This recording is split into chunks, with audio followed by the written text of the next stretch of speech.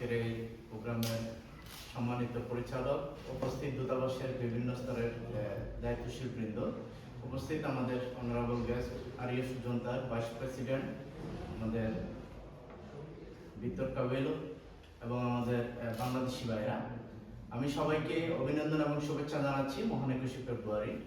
আজকে আমরা এখানে যে প্রোগ্রামে উপস্থিত হয়েছে আপনারা জানেন, আমাদের প্রিয় মাতৃভূমি বাংলাদেশের এই ভাষা আন্দোলন শুরু হয়েছিল অনেক আগে। সে 1912 সাল থেকে মূলত এই ভাষার জন্য আমাদের আন্দোলন শুরু হয়।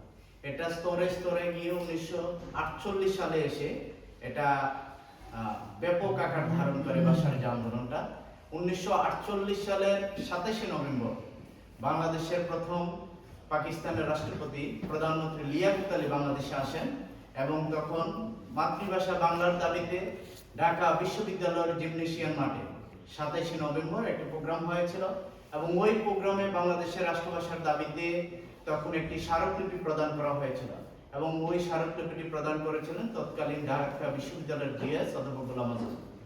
এবং এর মাধ্যমে ভাষা আন্দোলনের এই যে প্রক্রিয়া শুরু হয়েছিল 52 সালে এসে সেটার পরিসমাপ্তি ঘটেছিল সালাম, রফিক, জব্বার, বরকাত, রুলামিন সহ আরো অনেকে নাম না জানা যারা তাদের জীবন দিয়ে আমাদের এই বাংলা ভাষাকে ইন্টারন্যাশনাল আন্তর্জাতিক মাতৃভাষা হিসাবে স্বীকৃতির জন্য, আপনারা জানেন এই ভাষাটি 1999 সালে 17 নভেম্বর ফ্রান্সের প্যারিসে একটি প্রোগ্রাম হয়েছিল ইউনেস্কোর এবং ওই প্রোগ্রামে মূলত 1999 সালে 17 নভেম্বর আন্তর্জাতিক মাতৃভাষা হিসাবে সেটি স্বীকৃতি দেওয়া হয় এবং 2000 সাল থেকে সেটি পৃথিবীর 188টি দেশে আন্তর্জাতিক মাতৃভাষা দিবস হিসেবে এখন উদযাপিত হচ্ছে।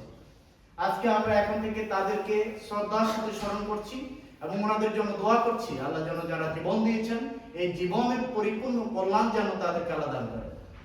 সম্মানিত উপস্থিতি, আমাদের প্রিয় মাতৃভূমি বাংলাদেশের জন্য আমাদের মন প্রাণ সবসময় কাঁদে এবং এই প্রিয় মাতৃভূমি বাংলাদেশে বর্তমানে আমি বিশ্বাস করি বর্তমান যারা সরকার গঠন করেছেন, যারা বিরোধী দল রয়েছে, এক অন্যের সাথে সংস্কৃতি এবং সুসম্পর্ক বজায় রেখে দেশের জন্য, দেশের কল্যাণের জন্য যেটা ভালো ওনারা ওইটা করবেন। রাজনীতিতে গণতান্ত্রিক ভাবে ডেমোক্রেসির বিউটি হচ্ছে আমরা এক অন্যের সমালোচনা করব, যার ভুল হবে সেটা আমরা সমালোচনা করব, সমালোচনার মাধ্যমে একটি সুন্দর সিদ্ধান্তে আমরা উপনীত হব। কিন্তু ডেমোক্রেসিটা আমরা যেন এমন পর্যায়ে নিয়ে না যাই সমালোচনা যেন কাদা ছোড়াছড়ি করতে করতে একে অন্যের বিদ্বেষ এবং সংঘর্ষের লিপ্ত হওয়ার মতো অবস্থান যেন আমরা তৈরি না করি।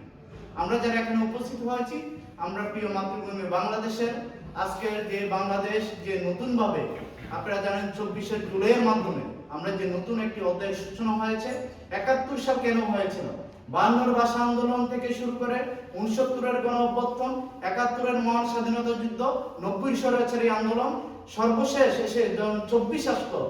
প্রতিটা পদক্ষেপে এই জন্য এসেছিল যে একে অন্য যার যে অধিকার ছিল সেই অধিকার থেকে বঞ্চিত করা হয়েছে।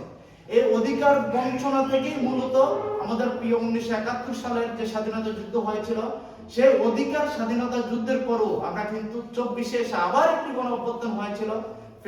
ফ্যাসিস্টরা সেই অধিকার থেকে বাংলাদেশের মানুষদেরকে বঞ্চিত করেছিল।